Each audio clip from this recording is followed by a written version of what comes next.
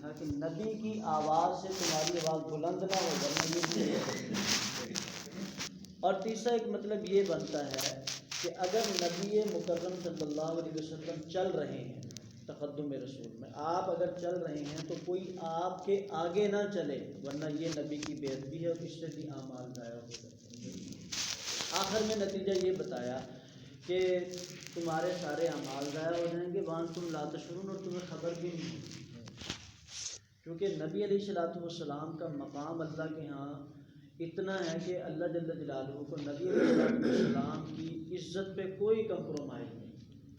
یقین جانیں جتنا سخت اللہ کے ہاں نبی علیہ السلام کے ساتھ رویہ ہے، اس کے علاوہ کوئی چیز اللہ جل جلالہ کے یہاں نہیں، اس لیے کہ آپ خاتم النبیین ہیں، آپ کی برکت ہی سے پوری دنیا میں کام ہوگا اور اس دنیا نے آپ کی نبوت کے ڈنکے پہ ختم ہونا ہے۔ یہ اللہ نے فیصلہ فرما دیا، پوری دنیا کی طاقتیں یہ چاہتی ہیں، ساری دنیا کے مذاہب یہ چاہتے ہیں کہ یہ کیوں ہو، اور اتنے عرصے جانے کے باوجود بھی مذہب کی جڑیں اتنی مضبوط کیوں ہیں محمدیوں کے بیچ میں؟ آج ان کو یہی حسد ہے، یہی بغض ہے، وہ کوئی بھی آسمانی مذہب ہے، لیکن اللہ نے یہ طے فرما دیا کہ یہ کائنات محمد صلی اللہ علیہ وسلم کے نام پہ ہی ختم ہوگی بس۔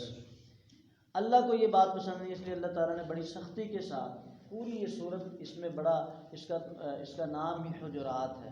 بعض مرتبہ ایسا ہوتا تھا دیہاتی صحابی آتے تھے، دیہات میں رہنے والے، ان بیچاروں آداب سے ناآشنا ہوتے ہیں، آداب، تہذیب، سلیقہ یہ کم ہوتا ہے دیہات میں رہنے والے لوگوں میں، تو وہ بیچارے آتے، محبت میں شک نہیں تھا لیکن لہجہ جو تھا وہ اللہ کو پسند نہیں آیا۔ وہ باہر کھڑے ہو کے کہتے تھے یا محمد اخرج، اے محمد صلی اللہ علیہ وسلم باہر نکلیے۔ آپ حجرے میں ہوتے تھے تو وہ باہر سے آواز دے دیتے تھے، جیسے بعض مرتبہ ہم کسی کو بلانے جاتے ہیں تو باہر سے آواز دے دیتے ہیں، تو یہ لہجہ اللہ کو پسند نہیں ہے۔ اگرچہ ان کے جذبات میں شک نہیں تھا، ان کے ایمان اندر ٹھیک تھا، لیکن یہ جو باڈی لینگویج تھی جس کو ہم کہہ سکتے ہیں لہجہ جو تھا، یہ رویہ، یہ اللہ کو پسند نہیں۔ اللہ تعالیٰ نے فوراً عطاب فرما دیا کہ بعض ان میں سے ایسے ہیں جو حجرات کے پیچھے کھڑے ہو کے کہتے ہیں یا محمد باہر آئیے، تو اللہ تعالیٰ نے فرمایا کہ یہ بھی ہمیں پسند نہیں ہے، اس طرح بھی آپ نہیں کہہ سکتے۔ ان کو چاہیے کہ حتیٰ تخرج الیہم لکان خیرا لہم، جب تک آپ خود نہ نکلیں تو ان کو نہیں چاہیے کہ وہ آپ کو آواز دے کر پکاریں، ہمیں یہ بات پسند ہے، اللہ نے فرمایا۔ اب یہ مطلب نبی کے آداب بیان کریں، لا تقدموا بین یدی اللہ رسول کا ایک معنی تو یہ ہو گیا کہ نبی کے آگے مت چلو، ایک معنی یہ ہو گیا بھی نبی نے رائے پیش نہیں کی، تم نے پہلے ہی رائے پیش کر دی، بھئی تمہیں کیا حق پہنچتا ہے نبی کے مقابلے میں رائے پیش کرنا۔ آج کے زمانے کا بھی ایک بہت بڑا فتنہ ہے کہ نبی کی رائے ایک طرف اور آج کے دانشوروں کی رائے ایک طرف، یہ آج بھی بے ادبی ہو رہی ہے، یہ بھی بے ادبی ہے کہ اب جس معاملے میں نبی کی رائے کو نہیں دیکھا گیا پہلے ہی اپنی رائے زنی کر دی۔ جب ہمیں پتہ ہے کہ ہمارے اصول ہیں، ہم کتاب اللہ کی طرف جائیں گے، سنت رسول اللہ کی طرف جائیں گے، پھر ہم اجماع امت کی طرف جائیں گے، پھر ہم قیاس کی طرف، تو پھر آپ کو چاہیے نا کہ پہلے آپ نبی کی رائے معلوم کرتے، نبی کی رائے معلوم نہیں کی، اپنی رائے پیش کر دی تو آپ نے نبی کی گستاخی کر دی، یہ تقدم رسول ہو گیا۔ اور اسی طرح نبی کی آواز سے بلند ہو۔ یہاں پہ ایک علماء نے معنی یہ لکھا ہے، مفتی شفیع عثمانی صاحب دامت برکاتہ نور اللہ برکاتہ، اللہ جل جلالہ کی قبر کو نور سے بھرے، مفتی شفیع عثمانی رحمہ اللہ تعالیٰ، انہوں نے لکھا کہ تقدم رسول کا ایک مطلب یہ بھی ہے کہ دین کے معاملے میں کبھی بھی نبی سے آگے اپنی رائے کو مت لے کے، ورنہ یہ بھی تقدم رسول ہو جائے گا کہ تم تو رسول کو پیچھے چھوڑ گئے، تم آگے نکل گئے۔ آپ اندازہ لگائیں کوئی رسول سے آگے جا سکتا ہے؟ اپنی عقل و دماغ کے اعتبار سے، اپنی سوچ کے اعتبار سے۔ مولانا صاحب دامت برکاتہ العالیہ نے ایک مرتبہ یہاں اجتماع میں گفتگو فرمائی اور یہ مسئلہ آ گیا کہ آج کے زمانے میں یہ ہوتا ہے کہ ہمیں تو اس بات کی یہ تو ہماری عقل میں نہیں آتی، یہ بات فرما رہے تھے کہ بھائی تمہاری عقل ہے ہی کتنی سی۔ پھر انہوں نے معتبر تفاسیر کے حوالے سے بتایا، فرمایا کہ معتبر تفاسیر میں یہ بات آئی ہے ما انت بنعمت ربک بمجنون، اگلی جو صورت ہے اپنا سورہ ملک سے آگے صورت ہے سورہ نون، اس میں یہ آیت آتی ہے کہ ما انت بنعمت ربک بمجنون، اے نبی جی آپ اپنے رب کی نعمتوں کی برکت کی وجہ سے مجنون نہیں ہو سکتے، آپ پر تو خدا کا فیضان ہے، یہ تو بے وقوف ہے جو خود کہتے ہیں۔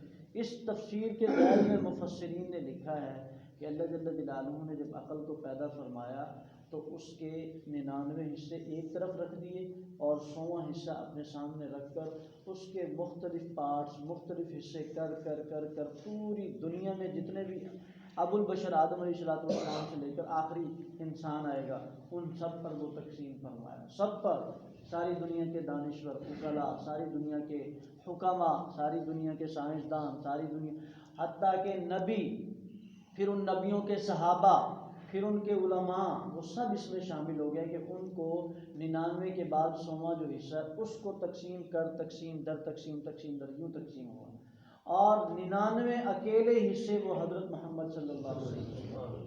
تو آپ بتائیں کہ آپ ادھر عقل کا معیار دیکھیں کتنا ہے اور ادھر اپنا بھی عقل کا معیار دیکھیں، تو پھر آپ کے دماغ میں وہ کہاں سے بات ہے؟ تو ہمارے تو علماء نے لکھا ہے کہ نبوت کے معاملے میں دلائل کی بجائے جذبات کی زیادہ ضرورت ہے، اور یہ بات یاد رکھنا، ایمان میں بہت سی باتیں ایسی ہیں جن میں جذبات کی ضرورت پڑے گی، دلائل کی ضرورت نہیں پڑتی، اور یہ ممکن نہیں ہے کہ نبی ایک بات کہے اور اللہ کے رسول بات کے اس کے پیچھے ریزن نہ ہو۔ بھائی ریزن ہوتی ہے، دلیل ہوتی ہے، اور عقل پیچھے لاجک ضرور ہوتی ہے، لیکن آپ کے ایمان کی آزمائش کے لیے اس کو چھپایا بھی تو گیا، کچھ پردے بھی تو اللہ نے رکھے ہیں۔ تو امتحان تو تب بھی ہوتا ہے جب پتہ بھی نہ ہو پھر بھی مان لیا، پتہ ہونے کے بعد مانا تو کچھ نہ کچھ اپنے نفس کو بھی تو راحت لے ہی لی نا، پھر ہی مانا نا۔ تو اللہ تعالیٰ نے ہر حکم کے پیچھے کوئی نہ کوئی حکمت ہے، لیکن اللہ نے پردے رکھے ہیں۔ تو اللہ جل جلالہ کے رسول صلی اللہ علیہ وسلم کو اتنی بڑی عقل عطا فرمائی ہے، اس کے مقابلے میں اگر کوئی اپنی رائے پیش کرتا ہے تو یہ اس کی رائے نبی علیہ السلام کی توہین سمجھی جائے گی۔ یہ مفتی شفیع عثمانی رحمہ اللہ نے لکھا۔ ایک تو اس صورت کے اندر یہ بیان ہوا ہے کہ نبی کے ساتھ کیسے پیش آنا، دوسرا آگے جو پہلو چلتا ہے، یا ایھا الذین آمنوا ان جاءکم فاسق بنبأ فتبینوا، یہاں سے لے کر آخر تک، یا ایھا الناس انا خلقناکم من ذکر و انثی، اس آیت تک، اس میں یہ چلتا ہے کہ نبی کی امت آپس میں ایک دوسرے کے ساتھ کیسے رہی۔ اب ایک بہت بڑی معاشرے کی خراب چیز یہ ہے کہ کسی بھی خبر کو بغیر تحقیق کے پھیلا دیتے ہیں۔ آج کے زمانے کا تو یہ اتنا بڑا فتنہ ہے کہ اس سے بڑا فتنہ کوئی نہیں۔ اب تو یوں ایک بٹن دباؤ اور تمہاری وہ بات، تم نے اس کی تحقیق کی نہیں کی، وہ پوری دنیا میں چلی جاتی ہے۔ اور یہ بھی میں آپ کو بتا دوں کہ نبی علیہ السلام کا معجزہ ہے۔ اللہ تعالیٰ جزائے خیر عطا فرمائے حضرات صحابہ کرام کو، کچھ بھی نہیں دیکھا سب کچھ مان گئے، اور ہم سب کچھ دیکھ کے بھی تشکیک میں مبتلا ہیں۔ میں سوچتا ہوں کہ ایمان کا معیار کیا ہوگا۔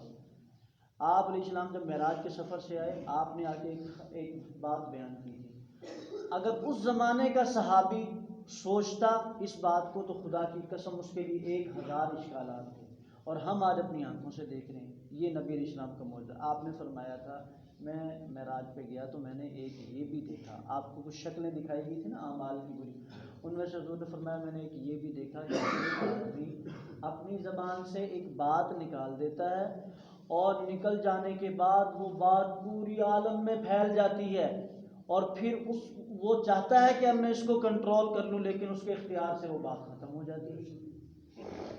آپ سوچیں، یہ حضور نے اپنے صحابہ کے سامنے حدیث بیان کی تھی، ہمیں تو آج پہنچی نا 1400 سال کے بعد، تو ان میں سے کوئی بھی صحابی اگر یہ سوال کرتا، خدا کی قسم اس کا حق بنتا تھا، وہ بجاتا، یا رسول اللہ کیسے ہوگا، سارے عالم میں بات پھیل جائے گی، ایک مہینے کی مسافت کے بعد تو جا کے بات وہاں پہ شام میں پہنچتی ہے، اور آپ نے ساری دنیا کے بارے میں کہہ دیا۔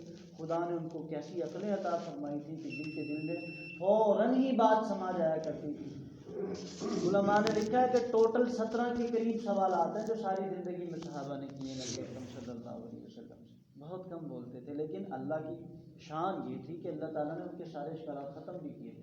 حضرت تھانوی رحمہ اللہ کی مجلس میں ایک آدمی آیا تھا، بڑا لکھنؤ کا، بڑا تعلیم یافتہ آدمی تھا، اس نے کہا میرے اشکالات ہیں تو میں وہ اشکالات کروں گا۔ حضرت تھانوی نے فرمایا تھا کہ دیکھو ایک بات آپ ہماری مانو اور پھر میں آپ کے تمام اشکالات، 3 دن صحبت میں رہو، 3 دن ماحول میں، اس کے بعد میں تمہارے ہر ایک سوال کا جواب دوں گا۔ اللہ کی شان، حضرت تھانوی مرتبہ 2800 کتابیں لکھی، میرا خیال ہے پچھلی صدی میں عرب اور عجم کسی ملک میں اتنا بڑا پائے کا عالم نہیں گزرا، عرب اور عجم دونوں میں کہہ رہا ہوں۔ 2800 کتابیں لکھنا بہت غیر معمولی کام ہے، غیر معمولی کام ہے۔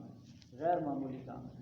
اور حضرت فرمایا کرتے تھے، مفتی تقی عثمانی صاحب دامت برکاتہ علیہ فرما رہے تھے کہ حضرت فرماتے تھے کہ ساری دنیا کے عقلاء اور ساری دنیا کے حکماء اگر جمع ہو کر آ جائیں تو میں ایک لمحے میں سب کا جواب دے سکتا ہوں، اور میں تو ایک طالب علم ہوں، علماء کی تو کیا شان، تواضع بھی ساتھ ہی بیان۔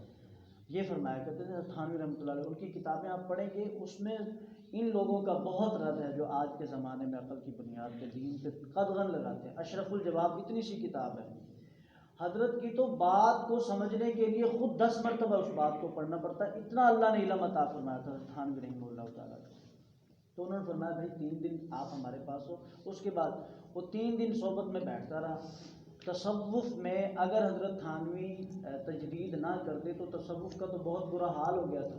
آج دیکھتے ہیں انہوں نے کیا حال کر دیا خانقاہوں والوں نے۔ حضرت تھانوی نے محنت کی ہے کہ یہ نہیں، شریعت اور طریقت دونوں ایک چیز ہیں، ان کو ساتھ ساتھ لے کے چلنا چاہیے۔ تو وہ سنتا رہا حضرت کو۔ 3 دن کے بعد حضرت نے بھائی بلوایا ان کو، وہ جو لکھنؤ کے صاحب آئے تھے ان کو بلاؤ۔ ان کا نہیں جی میرے تو سارے اشکالات کا جواب 3 دن کے اندر ہو گیا، میرے پاس تو کوئی بھی اشکال نہیں۔ تو صحابہ نے اگر نہیں پوچھتے تھے نا تو اللہ نے ان کو ضائع نہیں کیا، ان کے سوال کا جواب کہیں نہ کہیں ہو گیا۔ اور سب سے بڑی بات یہ تھی کہ جو شرح صدر کی نعمت ہے، شرح صدر کہ دین کے کسی بھی معاملے میں ہمیں کوئی اعتراض ہے ہی نہیں، یہ اللہ جل جلالہ ان کو بہت بڑی نعمت عطا فرمائی تھی صحابہ کو۔ تو اب حضور نے فرمایا کہ آدمی نے زبان سے جملہ نکالا اور وہ پوری دنیا میں پھیل گیا، اب وہ یہ چاہتا ہے کہ اس کو کنٹرول کرے، لیکن اس کے اختیار سے یہ بات نکل جاتی۔ وہ جو چھوٹے پتھر اور بڑے پتھر والا، وہ جو آپ نے معراج میں دیکھا تھا، تو یہ حضور صلی اللہ علیہ وسلم کو معجزہ تھا۔ آج کے زمانے میں یہ بات ہے کہ ادھر سے آپ نے یوں جملہ نکالا، یہ میڈیا پہ گیا، فوراً پوری دنیا میں پھیل جاتا ہے، اب آپ اس کو روکنا بھی چاہیں نہیں روک سکتے۔ صحابہ نے کیسے سمجھا صرف اپنے ایمان کی بنیاد پہ، اور آج ہم کیسے سمجھ رہے ہیں سب کچھ آنکھوں کے ساتھ دیکھ کر۔ ہمارے اللہ کی اگر رحمت نہ ہو تو ہمارے اوپر تو اللہ نے بڑی حجتیں تام کر دی ہیں۔ صحابہ میں سے کوئی پوچھ سکتا تھا یا رسول اللہ کیسے سواریاں اڑیں گی، ہم تو دیکھ رہے ہیں اپنی آنکھوں سے اڑتے ہوئے، ہمارا ایمان تو ان کے مقابلے میں بڑا کمزور ہے، ان کا تو سارا ایمان ہی غیبی تھا، کون سی بات تھی جو انہوں نے نہیں مانی۔ تو یہ ایک جو بلا تحقیق بات پھیلانا، یہ بھی آج کے زمانے کا بہت بڑا فتنہ ہے۔ یوں ہی بات آئی اور اس کو آگے پھیلا دی۔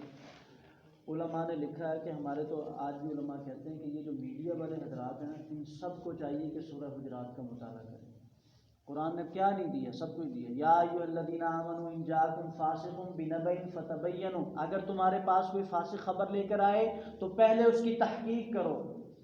ایسا نہ ہو کہ اگر تم نے تحقیق نہ کی اور بات پھیل گئی، کسی کی عزت نفس بھی گئی، دیکھیں نا جیسے یہ کرتے ہیں، میڈیا ٹرائل ہوتا ہے مثال کے طور پہ، غلط بات چلائی پھر میڈیا ٹرائل شروع کر دیے، اور پھر جی 2 مہینے کے بعد کا نہیں بات غلط تھی، بھائی 2 مہینے میں اس کی عزت کا جنازہ نکل جاتا ہے، جس کی عزت تھی بھائی اس کا تو جنازہ نکل گیا۔ اس لیے دین یہ کہتا ہے کہ نہیں، آپ کو یہ کام 2 مہینے بعد نہیں پہلے کرنا چاہیے، جیسے ہی خبر آئی آپ تحقیق کرو کہ کیا یہ خبر سچی بھی ہے یا نہیں ہے، یوں ہی پھیلا دیں اس کو۔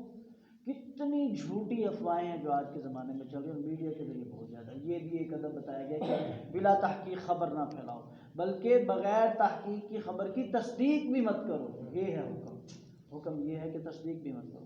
اس سے اگلی آیات میں یہ ہے کہ اگر مسلمانوں میں اختلاف ہو جائے تو ان میں صلح کروا دو۔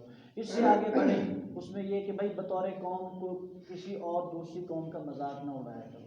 یا ایھا الذین آمنوا لا یسخر قوم من قوم عسى ان یکونوا خیرا منهم، جیسے آج کے زمانے وہ پٹھانوں کا بڑا مذاق اڑایا جاتا ہے، یا کوئی بطور قوم کسی بھی قوم کا مذاق نہیں اڑانا چاہیے۔ اللہ کہتے ہیں کہ ممکن ہے وہ آپ سے بہتر ہو، عسى ان یکونوا خیرا منهم، بطور قوم ہم یہ کہیں کہ لو یہ بھی کوئی قوم ہے، یا ہم ان کے اوپر لطیفے کسیں، یا ان کو ہم تحقیر کی نظر سے دیکھیں بطور قوم بھی۔